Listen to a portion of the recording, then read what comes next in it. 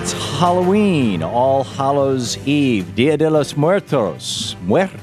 And Dr. Stephen Larsen is with us, psychologist, author, founder of the Center for Symbolic Studies. Symbolicstudies.org is the website.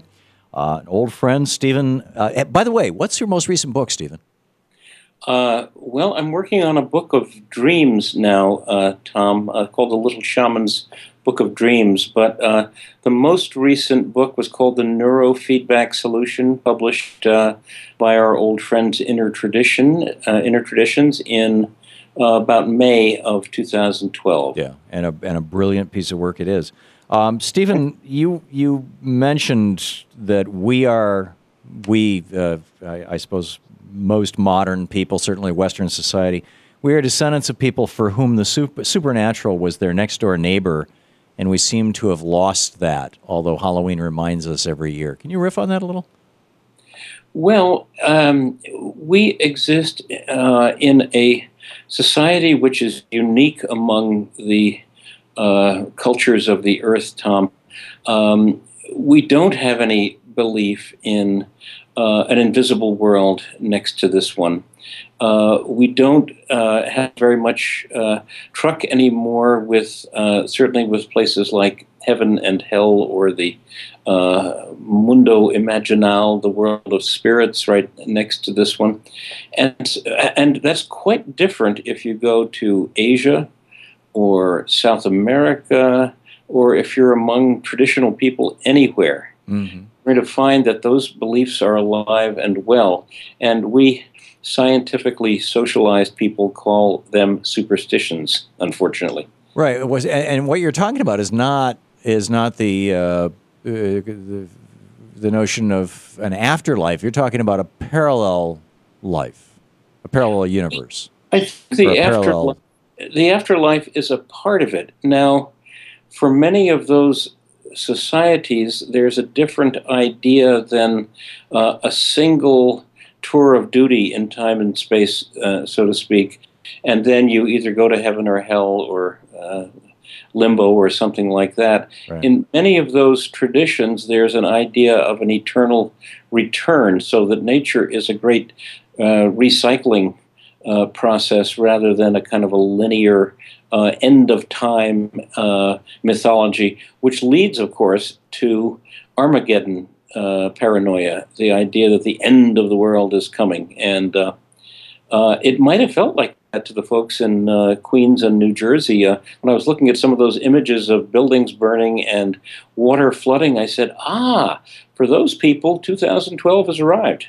Yeah, it is the end of the world, and for the people who have died. Why is it that on this day, on Halloween, so many cultures honor that walk between the worlds that we all, as you know, we all sooner or later must do? In other words, the transition from being alive to something else in this physical body.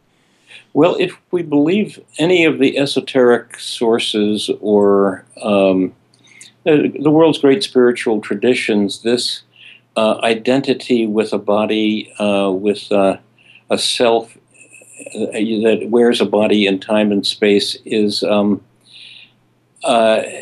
misguided. That there is more to us, that we don't, in a sense, die when the body dies. That something in us goes on, and along with that is the idea that we are surrounded right now by invisibles, that our ancestors may be with us just the other side of a veil. We can't hear them talking, but it's amazing that people in modern culture don't believe in invisible things, because right now, I don't know how the hell my voice is reaching you, and it's an invisible thing. Well, it's like William James. I mean, his famous psychologist, his quote about, all about us may be other worlds that just with the requisite time. It's been 30 years since I saw this quote. It's in Ram Dass's book, Be Here Now. With just the requisite touch, it will part the filmy veil. You probably know it better than me. Well, around us lie other forms of consciousness, parted from us by the filmiest of veils, but the lightest touch, and they are there in all their completeness. Thank you, Stephen. Yeah, and so when we go into an altered state of consciousness, and one of my jobs is to treat teenagers who have drugged themselves into insensibility, and it's not a very good thing. Even pot is not a very good thing for teenagers because their brains aren't fully formed, and there are lasting kind of developmental problems. You know, they legalized it in England only to make it illegal again because of exactly problems like that. But teenagers in the world of today, they are just fascinated by magic and by the world of the invisibles and by fantasy adventures and all that kind of stuff. That just really, really talks to them. How does all this translate into Halloween? What's the way? We're on to talk about Halloween, and in the 4 minutes or so we have left, your thoughts on this? Where did this come from? Well, you mentioned the Dia de los Muertos, the idea that when a person is no longer wearing a physical body, it doesn't really feel like they've vanished forever or disappeared into a hole in the ground or a funeral pyre or something like that. We feel them, we remember them, we may dream about them. And so it seems that in some way they are alive and very much with us. In China and throughout the Pan-Asian world, the idea is very present that you worship the ancestors and then they will bless you and send benizons and blessings on you. And that they will, and if you don't do that, it's not so good. You don't neglect the ancestors. You give them offerings. You remember them every so often. And in the South American countries, it's the same thing. The Dia de los Muertos is the Day of the Dead in which we think about the dearly beloved who have gone on to the other world. It's wonderful that we have a holiday like this. So Halloween is, in its more original form, part of the pre-Christian? The celebration of the dead? Oh, yeah, I think so. I think it goes way back into Celtic, and there are also Northern European roots for it. And, just about everybody else in the world, Christianity has its own sort of polarized mythology about heaven and hell and angels and demons and all that kind of thing. Right. But it's amazing. If you give a room full of children, particularly, a chance to play angels or demons, you know which they'll choose. Which will they choose? Demons? Of course, because with demons, it's more fun. With demons, it's more fun to attack each other, to cackle, to jump up and down, and say mean things to each other and stuff like that. Angels gets very ethereal, and they all kind of waft around in the corners, and they don't accomplish much. Just sit around on a cloud all day with a. I think that's kind of the sad conception of an afterlife that we've been fed.